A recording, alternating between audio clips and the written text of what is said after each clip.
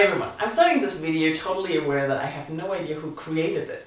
Somehow I want to say it was Jen Campbell, but I'm not really sure. But I am sure that I've seen Mercedes do this and I just wanted to do it too. It's the A to the authors tag. Basically you go through your shelves and you show authors starting through the alphabet, like the letter A. And you know my shelves are sorted by alphabet, and in this part we have all the adult fiction, literary fiction part, and I just thought we'll go through it, and every time there's a new letter starting, I'll show you the first book in that section. So let's start with A, that's S, by J.J. Abrams and Dark Doors. Really love this novel, the idea is amazing, and it's a lot of fun to read. B is James Baldwin. I've read Giovanni's Room recently, and I unfortunately didn't enjoy it as much as I thought I would. For C, I have Truman Capote. This is Summer Crossing, and it's a novella about a love story of two people from different parts of society. Very interesting. And I really recommend Truman Capote. His writing is very interesting. I did not plan this. Andrew Davidson is the first in D, so The Gargoyle. You don't need to hear me talk about that one again. For E, I have Steve Earle. I'll Never Get Out of This World Alive is an interesting book about a former drug addict and some situations they all get together in there. It was okay, but not as good as I thought it would. For F, I have Jasper Fforde. This is The Air Affair. It's the first in the Thursday Next series, and I really like the writing, but I don't know why I keep putting off reading the next book. For G, I have Mark Gatiss. This is the Vesuvius Club. It's the first in a series following Lucifer Box, I think his name was, and it's rather weird. I don't even know how to summarize it in a few words, but I have a review up of this. Mark Haddon for Age is a good one. This is The Curious Incident of the Dog in the Nighttime, but I also have A Spot of Bother, his second book. And this is a lot better than his second book. It's a lot shorter as well, but I really enjoy his writing style. He has a great way of telling a story. For I have John Irving. This is The World According to God, but I also have read The Hotel New Hampshire and A Widow for a Year.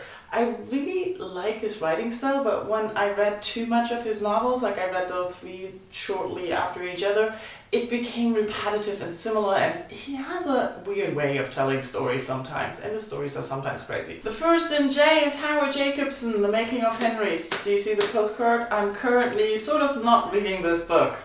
It was supposed to be funny, but I didn't really get into it, so 20 pages in I stopped. We'll have to give it a go another day. Happy to have Andrew Kaufman for K. This is All My Friends Are Superheroes, which you know is an adorable read, which I recommend to anyone.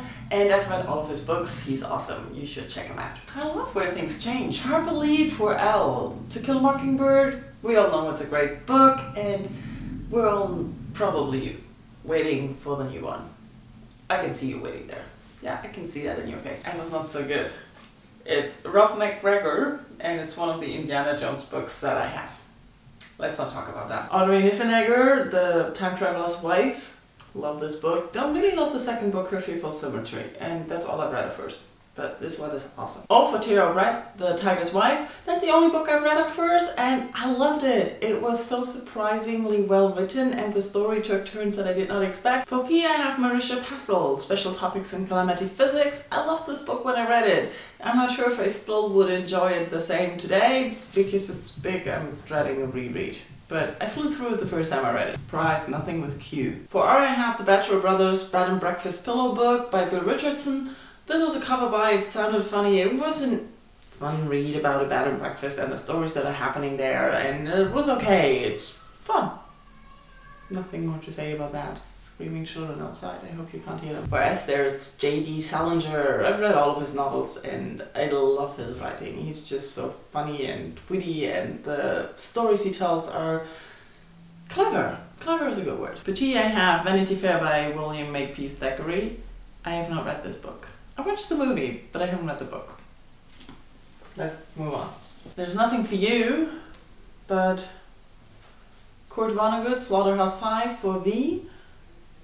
I don't remember reading the book. I know I read the book, but I don't remember the story. I probably should reread it. For W, I have Oscar Wilde, which of course is an awesome writer, and this is The Importance of Being Earnest, but I'm currently listening to his collected works. There are, I think, 4 plays on the audiobook, and I finished 2, and I just love the way the people talk to each other. The witty dialogues he wrote is just amazing. And that's the end of that. There's nothing for X, nothing for Y, and nothing for that. In the adult fiction, this is a book from my YA shelf. It's Gabrielle Savin, This is all these things I've done, the first in a trilogy, and I really like her writing style and I want to read more of hers. The second in the trilogy is unfortunately not so good that I still haven't picked up the third one, but I think she wrote another book last year that everybody loved and I forgot the title. But I like her writing style. So that was my rather weird and disorganized way of doing this. I hope this didn't turn out to be endless. Oh my god, it's 14 minutes. I hope I can edit it to shorter. And thank you all for watching. If you want to do this, just go ahead, do this, and maybe fake a different way to do it.